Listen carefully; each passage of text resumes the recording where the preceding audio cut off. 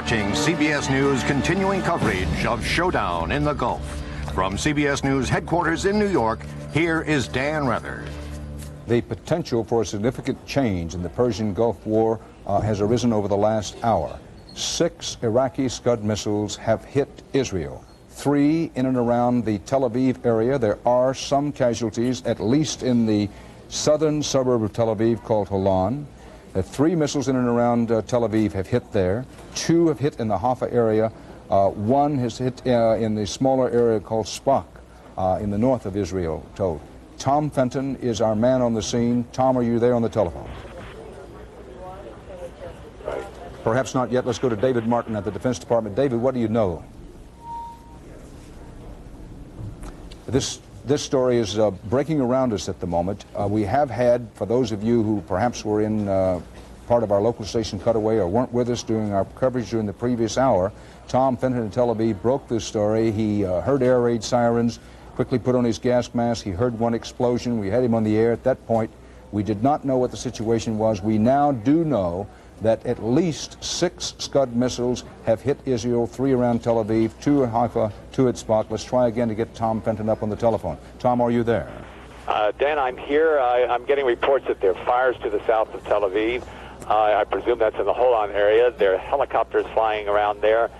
There are a number of jets in the airs, and somebody suggested that maybe 1 or 2 of the booms that I heard were sonic booms. That's a possibility.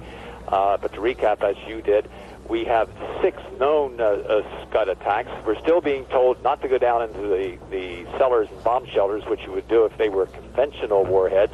We're being told to stay in the sealed-up rooms, so the assumption is still that they're chemical attacks, and until they're sure they're not, we'll remain in the Tel Aviv Bureau. This occurred just a short while ago against a backdrop of continuing relentless U.S. and Allied airplane strikes and also cruise missile strikes against Iraq and Iraqi forces in Kuwait. But ominously, as it turned out this afternoon in Belgium, the Iraqi ambassador to Belgium said, and I quote, "The attack on Israel is coming. The decision has been taken. The timing is, of course, a secret." And then the Iraqi ambassador to Belgium said, quote, "The war has only just started. It will be a very long war." That's unquote from him. Now, there were air raid sirens in Saudi Arabia a short while ago. We're going to get Bob Simon back up to talk about. Bob, do you know anything more about those air raid sirens around the Dhahran area? Dan, there's still an alert in this area. It is no longer a gas alert, but the air raid drill is still in effect. Most of the people in this hotel are down in the air raid shelter. We have heard no activity of any kind since the siren sounded. No warplanes have taken off. There's very little traffic on the road. This time, the source of the air raid alert came from the American air base just next door to this hotel. Last night there were several sirens, and that turned out to be locally generated, people who got a little bit panicky when they knew that the war had begun. We know nothing further about what's happening here now, Dan. Yes. Bob, the Jordanian ambassador to the United States, in an interview from Washington a short while ago, said that these Scud missile attacks on Israel, we know that at least 6 of the Scuds have hit in Israel. Tom Fenton says that the working belief at the moment, not knowledge, but working belief at the moment is that the Scuds, at least some of them, did have chemical weapons as warheads. We know there's some casualties, at least in the Holon section south of Tel Aviv. Now, the Jordanian ambassador was talking about the potential here for a chain reaction that could change the whole dimension of the war. Could you quickly put that in perspective for us? Dan, there are 2 ways that Israeli warplanes could get to these sites in Iraq. They could either fly over Jordan, in which case they just might have to take out the Jordanian Air Force on the way. It does not look like King Hussein is in any position to offer the Israelis the kind of ironclad guarantees that the Israelis would need, that he would not interfere. The only other way they can do it is through Saudi Arabia, heading south.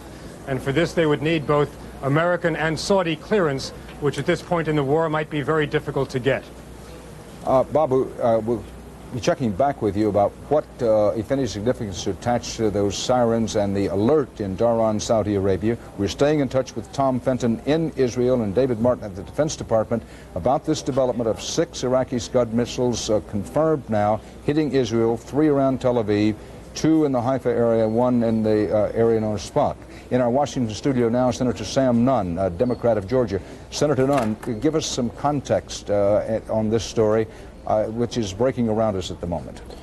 Dan, of course it's a serious development. It's what we hope to avoid.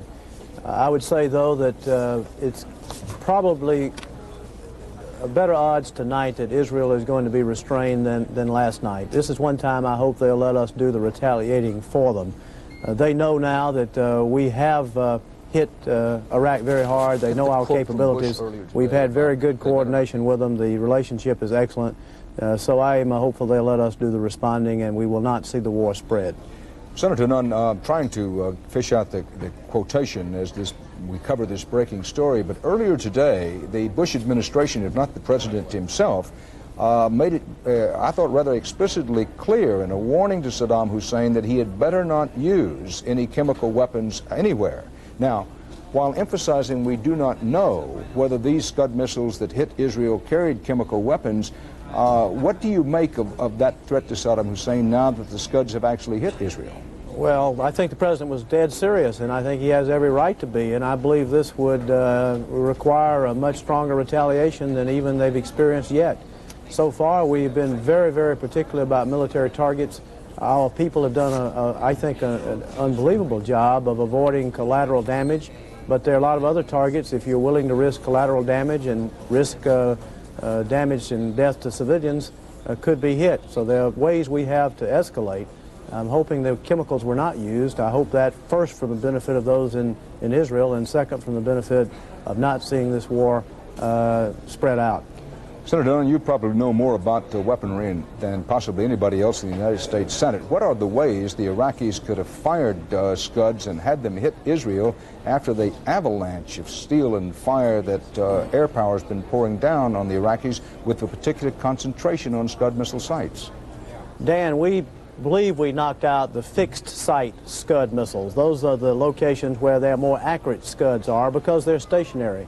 The mobile Scud missiles can be moved all over the place. They could be hidden in any number of places and we would not know it. We knew that we had not found all of those. Now, those are inaccurate missiles. They're much less accurate than the fixed site, and neither one of them are very accurate. That's the good news from a military point of view. The bad news is when you have inaccurate weapons, usually you go after populations, and that is probably what's happened here. Now, the Jordanian ambassador to the United States just a short while ago in our broadcast said that the potential is alive and working now in light of these Scud missiles hitting Israel, 6 of them, for a chain reaction that could change the whole dimension of the war. Could you expand on that and tell us what he meant by that? Well, that's the danger. If Israel retaliates, of course, they may go over Jordanian airspace, and that could start a war between Israel and Jordan. We know that Israel would prevail there, but that could inflame the Arab populations in Jordan and really throughout the area more than they already are inflamed. And that's the spreading out effect that we hope to avoid. I think the chances, even though that is a possibility, the chances of that happening now are not as strong as they would have been last night. If the same thing had occurred last night, Israel would have probably had less confidence in what the United States might do than they do tonight. And also, I would hope that the Jordanians themselves would understand that if Israel does overfly, they're just asking to be destroyed if they prevent that. Senator Nunn, if you can hang on with us for a moment, I'd appreciate it. But we're going now to WCBS TV reporter Jim Johnson. The veteran anchorman is on the telephone now from Jerusalem. Jim, are you there? Yes, Dan. Hello. What do you know? What have you seen? What have you heard? Well, first we heard the air raid sirens go off. I went on a balcony to wonder why. And then shortly after the sirens went off, I heard sounds of jets. And several jets were screaming over the top of this hotel, headed in the direction of Iraq. And shortly thereafter, Israeli radio, which is government-controlled, said that Israel had retaliated and was in the process of retaliating for the missile attack on the Tel Aviv area. Jim, I want to make sure I understand. You heard on Israeli radio the Israelis announce that the Israeli Air Force was in the process of retaliating for these Scud missile attacks. Yes. That's new information here. How long ago did you hear that, Jim? That's about 10, 15 minutes ago. If you can hang on. And I saw the jets myself headed, Dan, toward Iraq. Hold on with us, Jim, if you can. Let's go back to Tom Fenton in Tel Aviv. Tom, anything new from your end, and do you know anything about this Israeli retaliation on the way in Iraq? All I can say is that there have been a number of jets in the air, and they took to the air shortly after the first attack. I remind you also that the Israeli Air Force has been maintaining planes in the air 24 hours a day, as well as planes on the ground with the pilots in the cockpit 24 hours a day. A couple of reports also on the nature of the attack. The first is that There's none still there are 10 casualties in one hospital, and we still don't know whether they're victims of a chemical or a classic, if I can call it that, attack, and also that the rescue workers are all in chemical warfare gear, which indicates that they still suspect it's a chemical attack. Dan? What a scene it is in and around Tel Aviv and possibly in other areas of Israel at this moment. Rescue workers going to the Holon suburb south of Tel Aviv to try to do rescue work. Casualties are reported there after Scud missiles hit. The rescue workers working in their poison gas mask and gas-resistant gear. Always an eerie and frightening sight, to say the least. 6 Scud missiles have hit Israel, 3 around Tel Aviv, in and around Tel Aviv, 2 in the Haifa area, and 1 in the Smock area. And as you heard from Jen Jensen reporting from Jerusalem, Israeli radio, quoted by Jensen, says that the Israelis are in the process of retaliating against the Iraqis. Bob Simon in Saudi Arabia has more on the Scud attack. Bob? Dan, we've just got word from Saudi officials here that missiles have been launched towards this air base in Dhahran. I emphasize this is from Saudi officials. They say they don't know how many. They don't know if the missiles are chemically equipped. One of the big differences between this area and Israel, of course, is the number of Patriot missiles around here, Patriot missiles which are here precisely for the purpose of shooting down Scuds. The Israelis never trusted the few Patriot missiles that they were given. I talked to Air Force officers just a couple of weeks ago. They didn't trust the Patriots. They didn't really trust the American Air Force to solve their problem for them. But the Israelis apparently decided that they would give the Americans some time. They would give the Americans the chance to take out the missiles. Obviously, that hasn't happened, and now we'll just wait and see.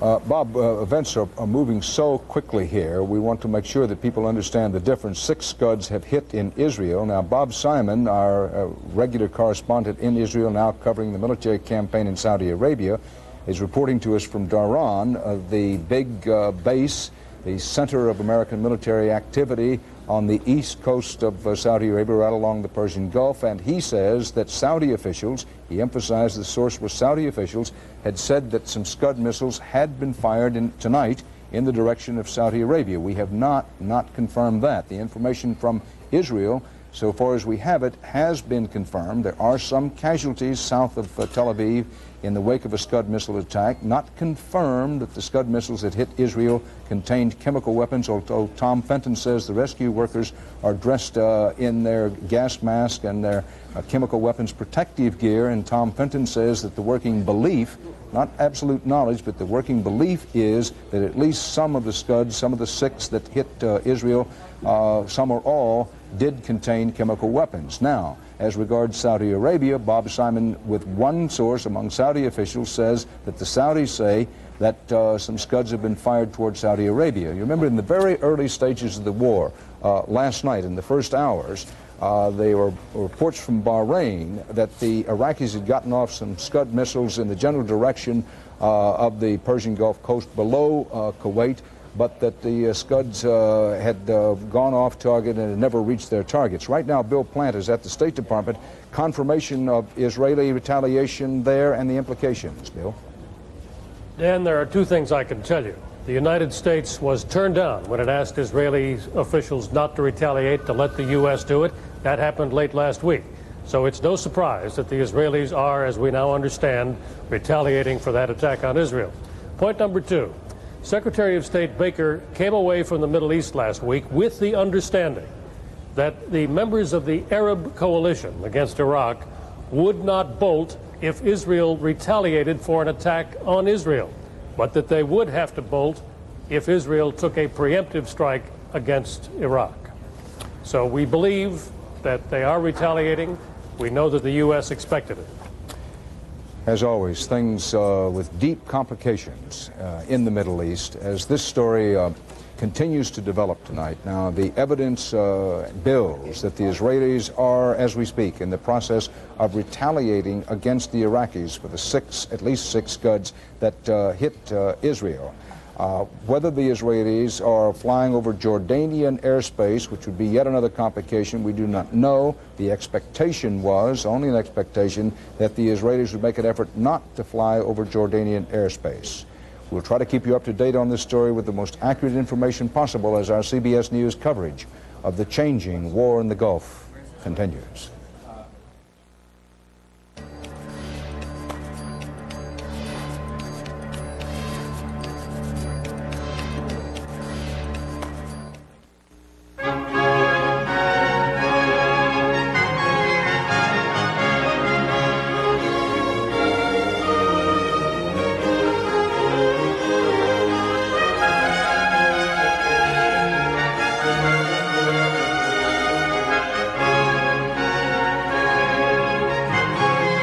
When four slender, no-fat calories taste like butter, it's got to be Molly. The same medicine found in the prescription drug Motrin. The same medicine found in the prescription drug Motrin. Same as in Motrin in non-prescription strength. The same medicine found in the prescription. Did you ever notice that a lot of pain relievers seem to be saying the same thing? Well, if you want the same medicine found in the prescription drug Motrin, wouldn't it just be simpler to ask for Motrin IB? Non-prescription strength Motrin IB. You can't buy a more effective pain reliever without a prescription. Motrin IB. Accept no alternatives. How much insulation do you have in your attic? 3 inches? 6 inches? Well, the Department of Energy recommends R38 for most American homes, which is equivalent to a foot of Owens Corning pink fiberglass. So grab a ruler and measure your attic insulation. Then get rolling, because 12 inches of pink fiberglass can help you get a foothold on your energy bills. When you rinse first with Plax, normal everyday brushing takes on a whole new meaning. Plax, clinically proven to remove more plaque than brushing alone. I won't wear anything without Cross Your Heart, because great looks start with Cross Your Heart. With crisscross shaping, I always look better. The Cross Your Heart bra. Great looks start with Cross Your Heart from Playtex. The fit that makes the fashion. American warplanes hammered Iraq and Iraqi forces in Kuwait again today, and Saddam Hussein fought back as he said he would by lobbing missiles into Israel. As we continue our coverage of the changing Persian Gulf War situation, these are among the headlines. Iraqi missiles strike Israel, 6 Scuds. The Israelis reportedly are in the process of now retaliating. The Allies batter targets in Iraq and Kuwait, including B-52 raids. Indications are the ground war may start sooner as opposed to later. Iraq now says it has downed 60 Allied planes. The Allies say that is not so. The war reaches a new front. Iraq has struck Israel, 6 confirmed hits by Iraqi Scud missiles, 3 in and around Tel Aviv. The other 3 further north, including 2 in Haifa. There are some casualties. Ambulances are reported taking victims to hospitals from the suburbs south of Tel Aviv. Air raid sirens sounded. Israeli citizens were ordered to put on gas masks and move to sealed rooms. Sirens continue to go off in and around Tel Aviv, according to our correspondent on the scene there and the one who broke the story, Tom Fenton. Air raid sirens were also heard in Dhahran, Saudi Arabia, the big U.S. military installation there. It's a Saudi installation, but lots of U.S. military there. No indication, though, of any actual attacks in Dhahran. One report, only from Saudi sources, saying that some Scud missiles had been fired in the direction of Dhahran, but no other details and no confirmation. CBS News Defense Department correspondent David Martin tells us there are unconfirmed reports that more U.S. aircraft may have been lost than have been officially reported. The last official report was that 1 U.S. F-18 was shot down with a U.S. pilot killed. The steady pounding of Iraq continues. Hundreds upon hundreds of Allied missions reported, such as this one. These aircraft thundering into the sky and thundering over Iraq and Kuwait all day, all night, and then continuing into the second night. B-52s from now 2 bases, one in Diego Garcia, which is known about, and B-52 striking from yet another base, are said to be carpet bombing targets of the elite Praetorian, in effect, Iraqi Guard, Saddam Hussein's best troops. These, of course, not B-52s. The B-52s are the old stratofortresses, the high-flying, high-altitude bombers, not very precise, but they can deliver a lot of tonnage, and they have been doing so all day. But the war so far has been in the air. This may soon move to a ground war. Allied troops, led by U.S. troops, are massing near the Kuwaiti border. A big move to the west, kind of flanking movement deep in the desert to the west is also reported. U.S. and other Allied troops are poised for a possible invasion of Kuwait. This would involve U.S. Marines and U.S. Army troops. No indication yet when that next phase on the ground might take place. David Martin's at the Pentagon with late information on the Scud missile attacks on Israel. David? Dan, U.S. sources say it does appear as if Israel is retaliating now against Iraq for these Scud missile attacks.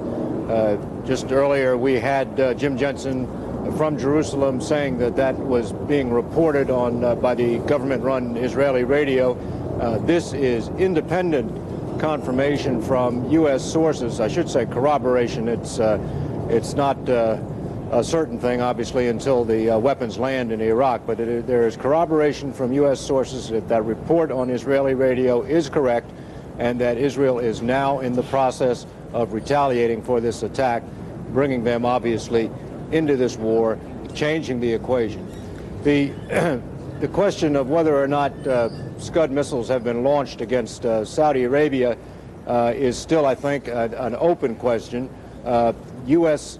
officials expect such an attack based on the fact that Hussein has demonstrated the capability to do it against Israel, and he is bound to want to score as many hits as he can while he is still able to cause some damage.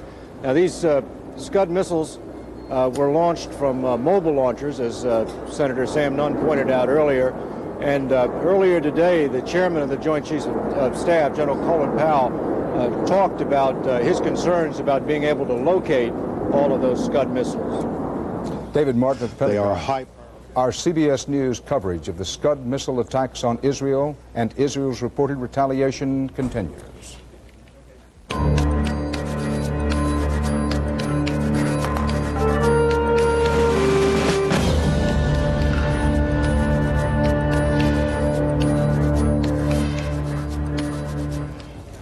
Continuing our coverage of the changing war in the Gulf. With us now, Mike Wallace, 60 Minutes managing editor and editor-correspondent and an authority on the Middle East and Israel, and Fuad Ajami, professor from Johns Hopkins University and our consultant on the Middle East. Mike Wallace. Israel Radio, Dan. We've just gotten word here. Israel Radio now says that people can take off their gas masks, but should remain indoors. So, if they are not chemically tipped, these Scud missiles, I think perhaps they are politically tipped missiles. Well, they're aimed right at the alliance. Exactly right. And the targets, it's interesting to me that none of them so far has been aimed at Jerusalem. Saddam Hussein is not going to take a chance at hitting the Dome on the Rock. Right. Saddam Hussein is going to try to go after Tel Aviv. The Defense Ministry is really the only ministry, only government ministry that is in downtown Tel Aviv. So he's going after Haifa in the north. He's going after Tel Aviv. He's staying strictly away from Jerusalem because that can do him no good politically if he were to hit that city. Some people may not know that the Dome of the Rock is, of course, the Islamic main religious shrine in Jerusalem, where Judaism, Christianity, and Islam all have their shrines. Fuad Ajami, put this in some perspective for us. When we say that these missiles were aimed at the heart of the alliance, that means what? Well, I think you're absolutely right. These were not just military targets. This is really an attempt to divide this coalition. This is really an attempt to basically dramatize to the Arab world that the Arab partners of America are also on the side of Israel. But I don't think we should really exaggerate the weakness of this coalition. we should take a look at some of the Arab members of this coalition. We know, for example, that the Egyptian President Mubarak is on record as saying that if Israel is hit, Israel has the right to retaliate. He believes in the Israeli doctrine of self-defense. We know that the Saudis could also look the other way. We even really could bet that the Jordanians will understand why the Israelis have to retaliate. I think that the one member of this coalition for whom this attack on Israel is a difficult one politically is really are the Syrians. But we never needed them. They were never really in this coalition in a full way. They were never really full partners in this enterprise. So I think Saddam Hussein has now played his big gamble. That is that this war involves Israel. But I think some of the Arab members of this coalition can take this challenge to the coalition. Well, that'll be interesting to see and to watch as things develop. In this hour, 6 Scud missiles hit Israel. The Israelis are reportedly retaliating. You think, Fuad Ajami, that the Egyptians will remain in line. The Saudi Arabians obviously do so. Key here is the Syrians, and you're saying, in effect, listen, to hell with them. If they stay, fine. If they don't, fine. We don't need them, and I think there is, however, on the level of the street, you know, everyone is always talking about the Arab street. On the level of the Arab masses, there may be some enthusiasm now for Saddam Hussein that he's finally delivered on his promise of targeting Israel. But the basic Arab members of the coalition will hold because they know what this war is about. They know it's not about Israel. They know it's about Saddam. And Saddam, in my judgment now, that he has aimed these missiles at Israel, is a far more vulnerable man. He really is finished, because I think now he has dramatized to the region that a man who not only has invaded and conquered Kuwait, but a man who's aiming missiles in every direction is a complete challenge to the order of that region. But I want to underline that we do not know that any of these 6 Scuds known to have hit Israel tonight, we don't know whether they had chemical warheads or not, but in a message to Washington's allies today, President Bush said, and I quote, "We have warned Iraq to avoid the use of weapons of mass destruction, chemical, biological, and nuclear." It was a specific warning from President Bush. Now, one of the ways that this attack on Israel could change the equation, the Israelis now reportedly retaliating, that President Bush may indeed feel that he needs to increase the number and kinds of attacks that he's aiming at Iraq. Absolutely, because in effect, now that we couldn't guarantee to the Israelis that we knocked Saddam out of contention, and we didn't knock his weapons of mass destruction all the way, I think we now have to increase the dose on Saddam. I mean, that's the logic of it. In order to protect this coalition, there will be some public opinion gain for Saddam in the Arab world. A marginal gain. Some people who will now feel that, look, the Israelis have always been invincible, they've been modern, they've been advanced and sophisticated, and the Arabs have never had an answer to Israel, that now maybe Saddam is the knight of Arabism and he really can deliver something for the more excitable members of and parts of the Arab world.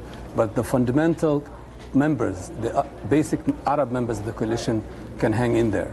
And from Saddam Hussein's point of view, what he did was take the best shot the United States and its allies could deliver, and then their next shot, and yet a third shot, and then he fired apparently from these mobile missile launchers, these Scuds at Israel, aimed at the Israelis, but aimed primarily at trying to crack the coalition apart. And aimed at changing this war from a military one, which he's sure to lose, to a political and ideological one, which he thinks he has a chance at winning. That's really what this strike is all about.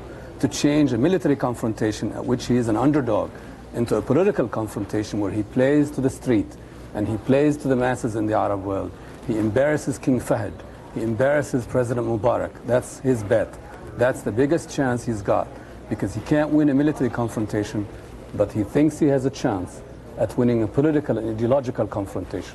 But you've been underscoring this point, that Nasser lost and became an even bigger and more important leader. Sadat lost, but became a bigger and even more important leader. And what you're suggesting here is there is a chance, this is Saddam's big gamble, that he could lose the military war but come out a bigger man on the Middle East campus. Well, this is it. This is it for him. Because in effect, he's always said that this is really, I mean, his excuse was, this was never about Kuwait, that August wasn't really about Kuwait, that he really aimed to create a center of Arab power, that the problem is with the Arab world. Excuse me, Fuad, for interrupting, but these are live pictures from Dhahran, Saudi Arabia, and there are reports of an explosion near where these photographs are coming to you from. Bob Simon, are you there in Dhahran, Saudi Arabia?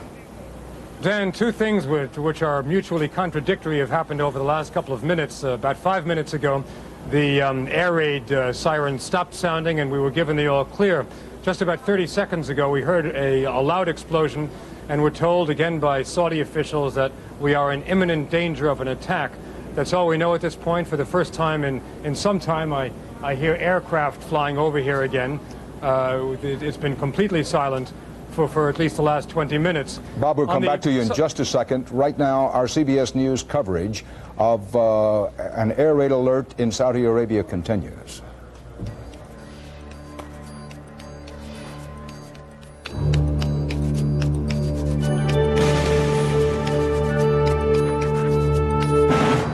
You are watching CBS News continuing coverage of Showdown in the Gulf. From CBS News headquarters in New York, here is Dan Rather. Our continuous coverage of the changing Persian Gulf War resumes, and here are the working storylines of the hour. At least 6 Iraqi Scud missiles have hit Israel. There are some casualties. People in Israel don gas masks. The last report was that the Israelis were retaliating against the Iraqis. We go now to Bob Simon, back to him in Saudi Arabia. Air raid sirens sounded there, and there was a sound of an explosion. Bob, do we know any more about what's actually going on?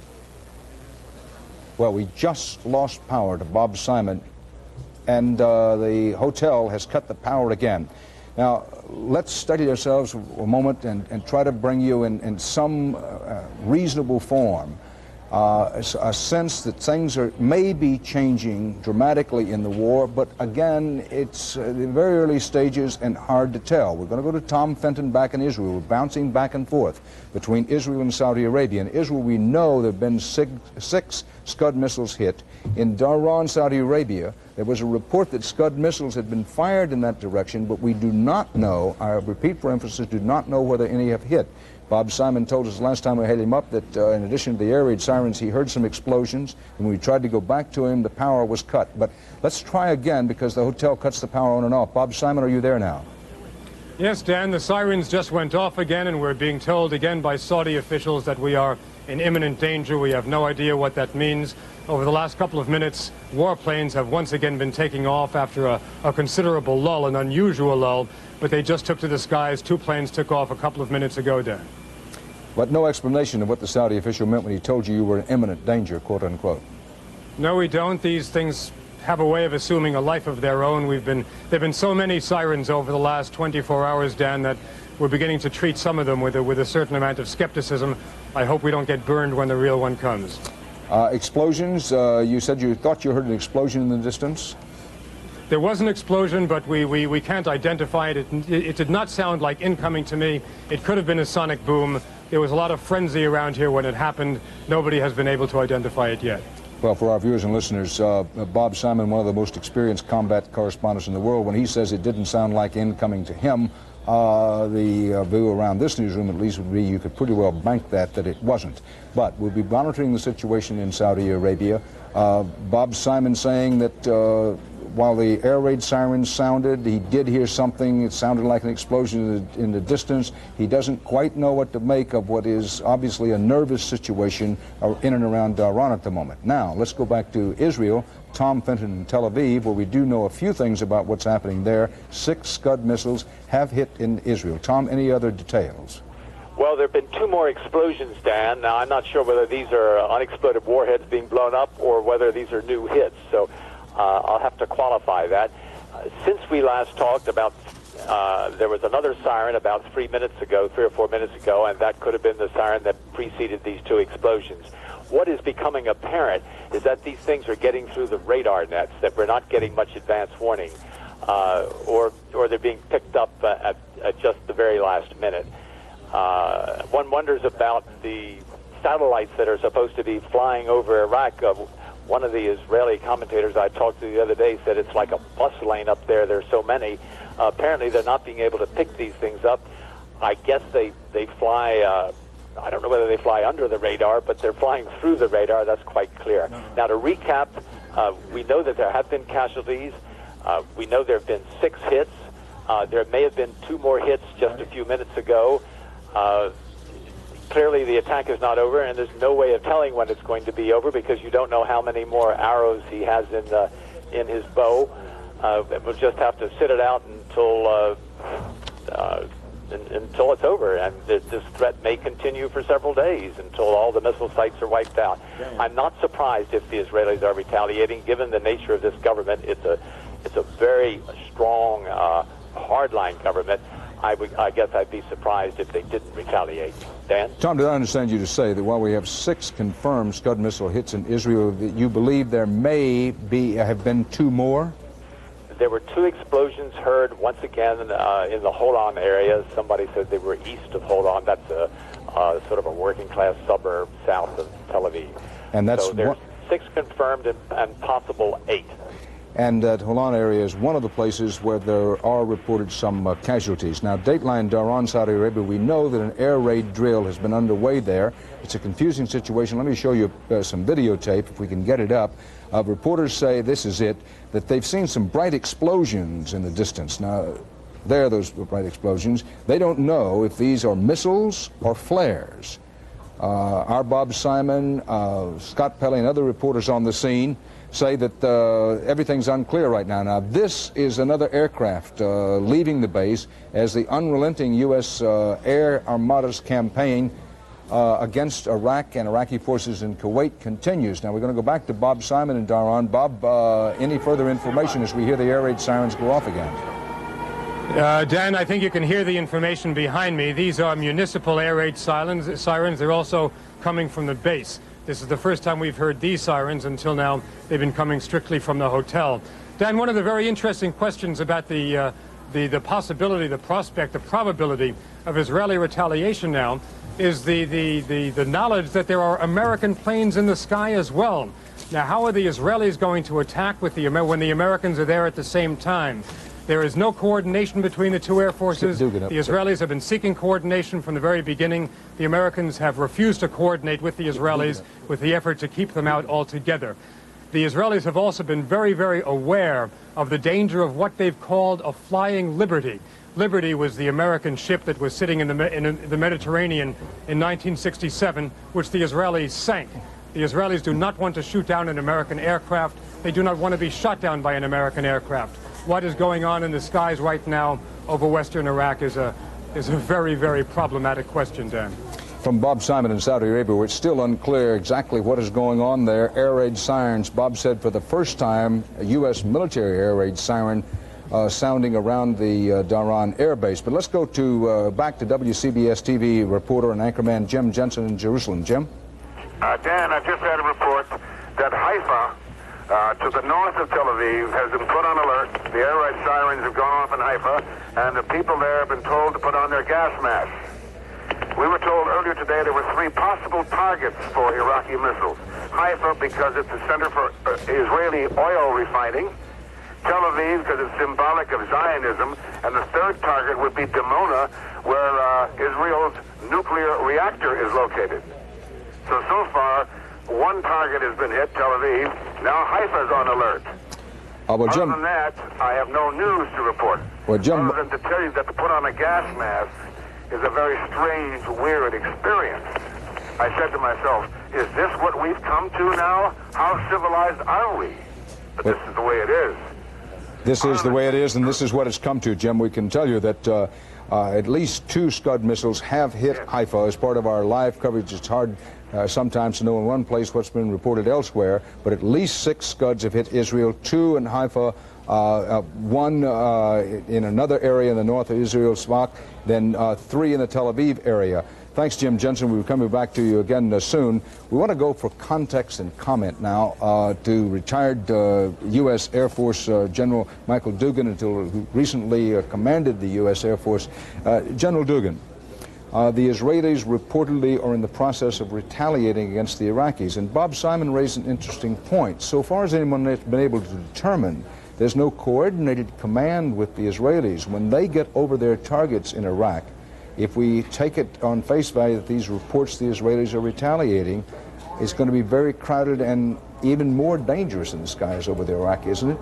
Mike Wallace said that these were politically tipped missiles, but there's also some practical problems with the response that the Israelis might have. Indeed, we have, if one has about 2,000 sorties a day, one might have 200 sorties an hour running through Iraqi airspace. General, I'm afraid we had some audio problems right at the beginning. Let's start from the beginning. With Israeli combat aircraft now or soon to be in Iraqi airspace, how much more complicated and dangerous does that make it? There's potential conflict between the coalition forces, who are very well integrated, very well timed, and very well deconflicted in terms of space and time over targets, and the Israelis flying in what would look like a random pattern outside the bounds of the planning by the coalition. General Dugan, two questions. One, how could Saddam Hussein, after the kind of air pounding he's been taking, get off these Scud missiles? And two, why didn't some U.S. Equipment spot them? And for that matter, why didn't the Israelis spot them and stop them? I'm not sure I know what the scenario is, Dan, but these were apparently the mobile missiles. It would appear that the Iraqis ran them out in the middle of the night. They ran them out in a time frame where we do not have nearly as elaborate and nearly as refined reconnaissance screen to pick these things up.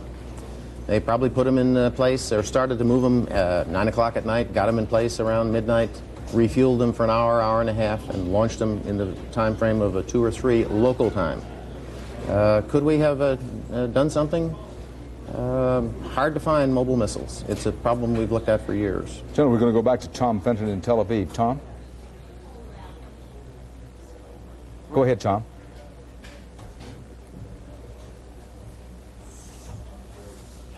Protect yourself, how to put the mask on, how to give yourself a shot of atropine and all the other things you have to do in case of a gas attack. To recap what we know right now, we've been told to put our gas mask back on again.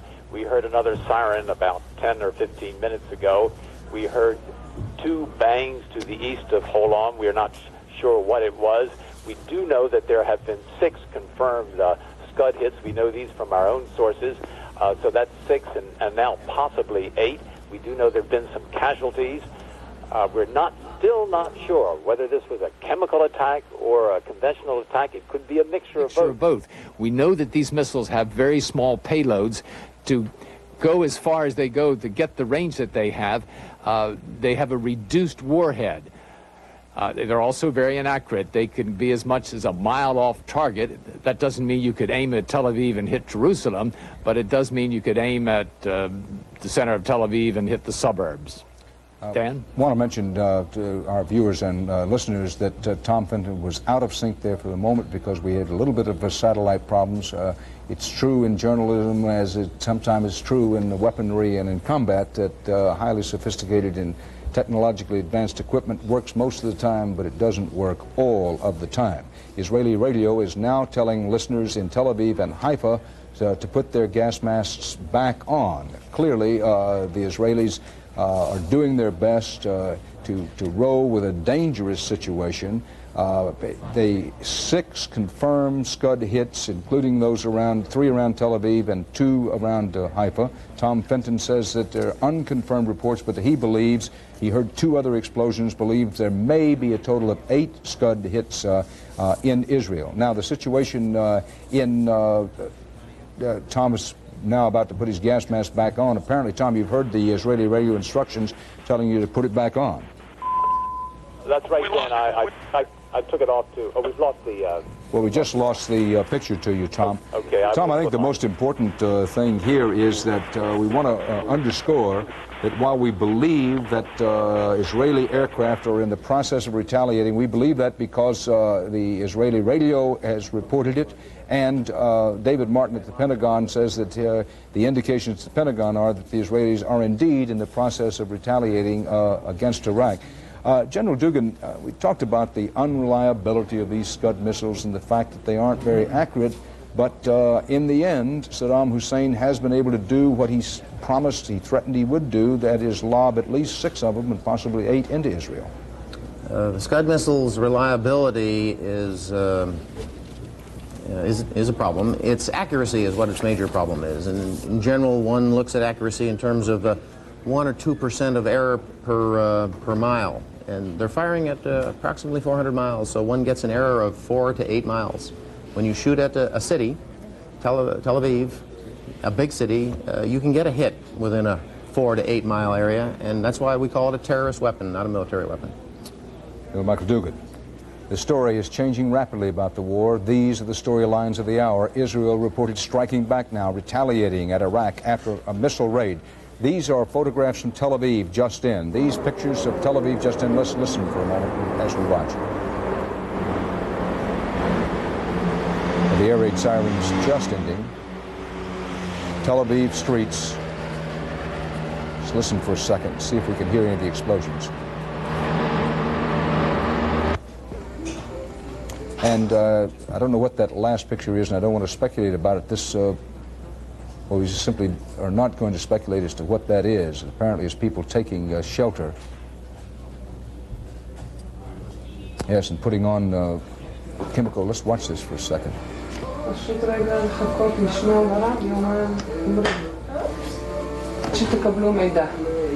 It's a mother trying to protect her children.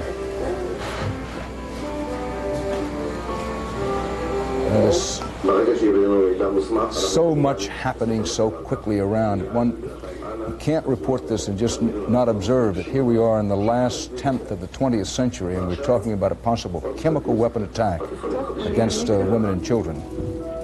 Underscore the word possible chemical weapon attack. These pictures, raw and unedited, coming from Tel Aviv. Tel Aviv has been hit by three, Tel Aviv and its surrounding area, but hit by 3 Scud missiles. Haifa hit by 2. 1 other Scud is known to have hit Israel for a total of 6 so far. Here's the protection they're trying to put around this child in Tel Aviv, and the mother trying to strap on a gas mask.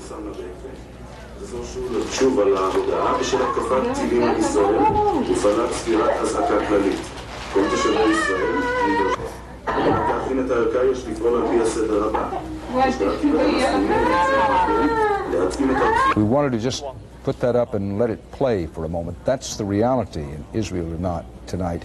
One doesn't want to overstate it, but it's no good kidding ourselves, no good understating it. The dimensions of the war have changed over the last hour. Saddam Hussein making good on his threat to hurl the Scuds at Israel, hitting with at least 6, possibly as many as 8.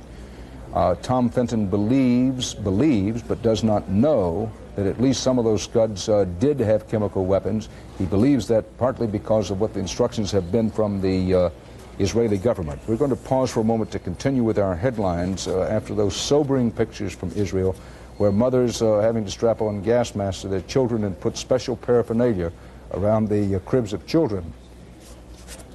One could say rather directly that it puts in perspective the Israelis' response, which is to immediately say, we are going to retaliate against Iraq.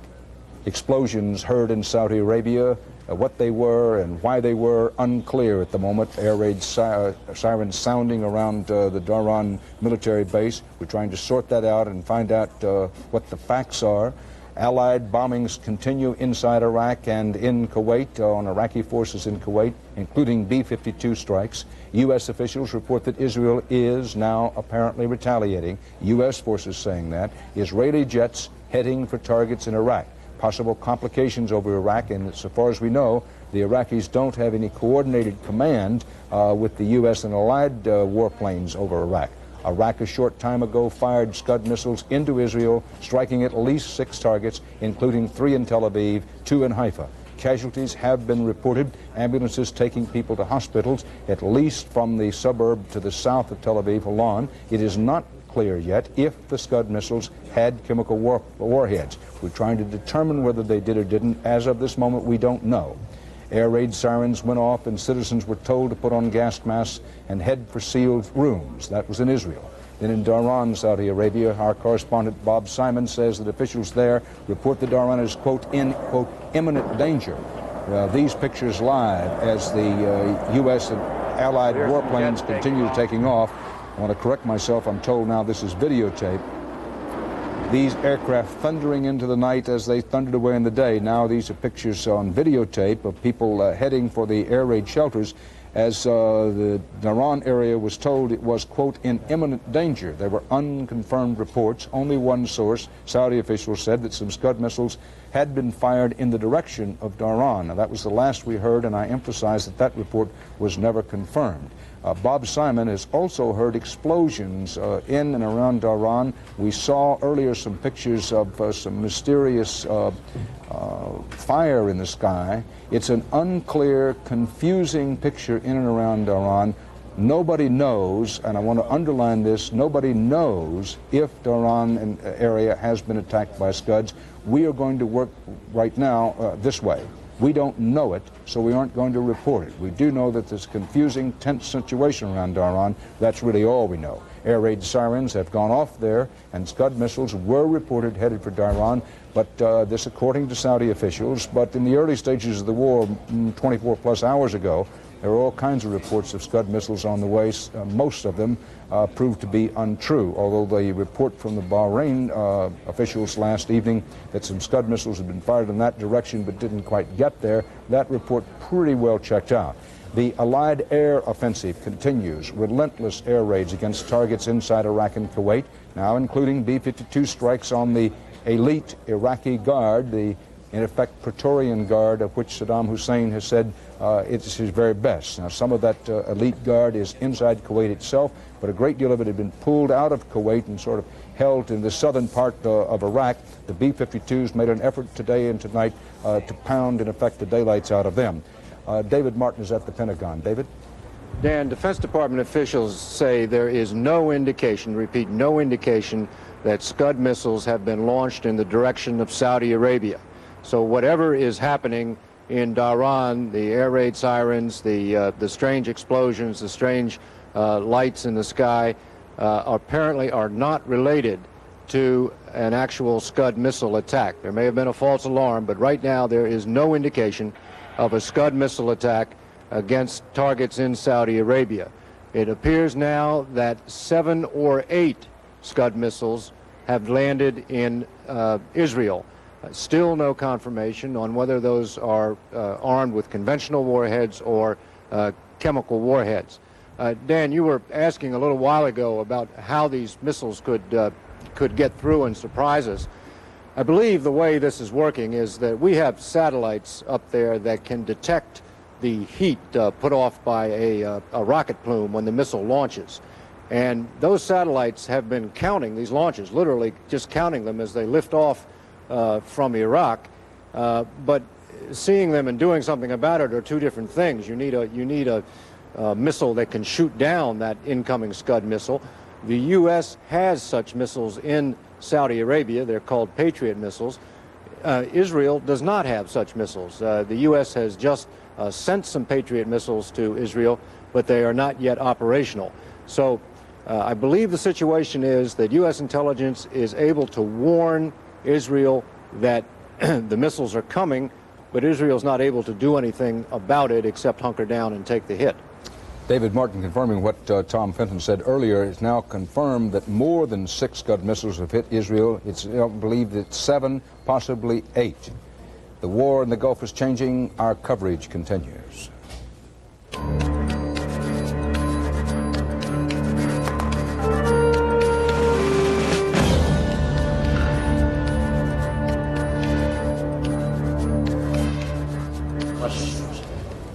Dan Rather, along with Mike Wallace and retired U.S. Air Force General Michael Dugan in New York. As events unfold in and around the Persian Gulf area, air raid sirens sounding around the Dhahran base in Saudi Arabia. But David Martin at the Defense Department says that so far as the U.S. Defense Department can determine, no Scud missiles have been fired in the direction of Dhahran. Much of the nervousness, much of the concern around Dhahran, no doubt fueled by the fact, and it is a fact, that Saddam Hussein has succeeded in hitting Israel with Scud missiles. Now he's hit them with at least 7, possibly as many as 8 Scud missiles, 3 in and around Tel Aviv, 2 around Haifa. There have been some casualties. The extent of casualties in Israel, we do not yet know. We also don't know whether or not these Scud missiles that hit Israel were tipped with chemical weapons, any of them. Tom Fenton has said for about the last hour and a half that he believed, he did not know, He believed that at least one of the Scuds must have had a chemical weapon tip, but he did not know that. Let's go back for a moment and look at pictures of Israelis on the alert when Israeli radio said that the Scuds were hitting and possible chemical attack. These were some of the scenes.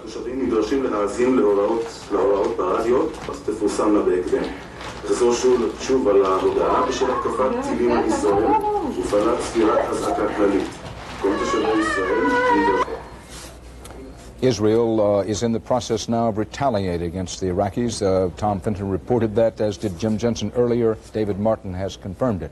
Our coverage of the war around the Persian Gulf rolls on. Some of our stations perhaps wanted to break away at that point. Let's pause now and try to give some context and perspective. See the war theater as a whole. The air armada led by the United States continues to pound Iraq and Iraqi forces in Kuwait, including big B-52 raids. And the B-52s are now striking from at least one other base in addition to the Diego Garcia base. That's that island in the Indian Ocean where we knew B-52s are based. Now they're striking from yet another location. That whole air war continuing. Ground troops maneuvering closer and closer to the Kuwaiti border amid indications that the ground offensive may be the offensive, really a counteroffensive against Saddam Hussein to free Kuwait might be launched sooner as opposed to later. All of that happening as part of the background as Saddam Hussein hits Israel with the Scud missiles. Let's go now to Bill Plant of the State Department. Bill? Well, Dan, we've gotten some word here that the belief is that most of those missiles were probably conventionally armed, that they were not topped with any kind of chemical weapons. But nobody is quite certain about some of the others, which matches the information you've been getting. The United States is not likely to protest Israel's retaliatory mission. It will say that Israel has the right to defend itself and that it is inclined to do so and that it is understandable that it will do so. But it's also true, Dan, that last week the United States asked Israel not to react if it was hit, to let the U.S. do it, and the Israelis turned the Deputy Secretary of State, Larry Eagleburger, down. So as they proceed, it's no surprise here, but it does complicate the equation considerably. This is what everybody feared. Bill Plant of the State Department. Mike Wallace, you were saying that ringing in our ears. 9 o'clock this morning. Right. The words of the Defense Secretary saying, let's try to keep this euphoria under control. Both Cheney and Colin Powell this morning said, look, it's going very, very well, but let's not get ahead of ourselves. Saddam Hussein apparently has been laying in the weeds just a little bit. Question to General Dugan. How long, I believe that the Israeli Air Force Chief of Staff said earlier this week that it takes a half hour to get to western Iraq from Israel, an hour to get to Baghdad, but is that over Jordan, or how long would it take if Israeli planes go through Saudi Arabia? It would take considerably longer. On the order of what, 4 or 5 hours? No, it would probably take another hour. But that amounts to fuel, that amounts to additional operational difficulties. So if they came over Jordan, chances are they're hitting now, if they're going after western Iraq. How do you go after a mobile missile? Mobile missiles are a very difficult problem, and we've talked about in our country strategic relocatable targets for some time. This is a tactical relocatable target. They're very difficult to find, and then they're difficult to pin down once you've found them. So if you see one in some kind of a reconnaissance arrangement, it's difficult to know that it would be there a half hour or an hour later by the time your reconnaissance strike cycle was effective. General Dugan, Mike Wallace, we're going to take a brief pause here. Those of you watching and listening, our CBS News coverage of the Gulf War will continue with the very latest on the Scud missiles, 7, possibly 8, that have hit Israel, and the Israelis in the process of retaliating against the Iraqis. All the while, the U.S.-led air war over Iraq and Kuwait continues.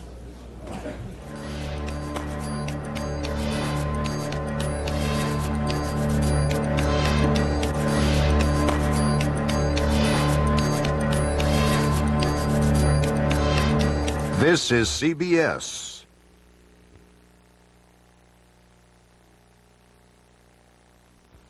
Some people think lupus strikes only young women in the childbearing years. They're wrong. Lupus can strike men, children, even the elderly. In fact, lupus can strike someone you know and love. There is no known cause or cure, but there is treatment to control it. To help or be helped, contact the Lupus Foundation of America at 1-800-558-0121 or the chapter nearest you. Athletes with mental retardation don't compete for money, or fame, or endorsements.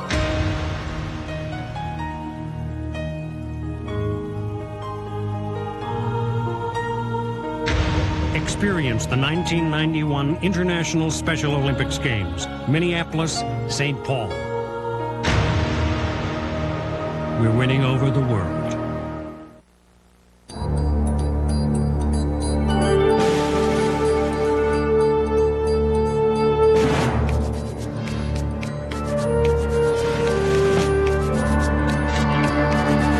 You are watching CBS News continuing coverage of Showdown in the Gulf.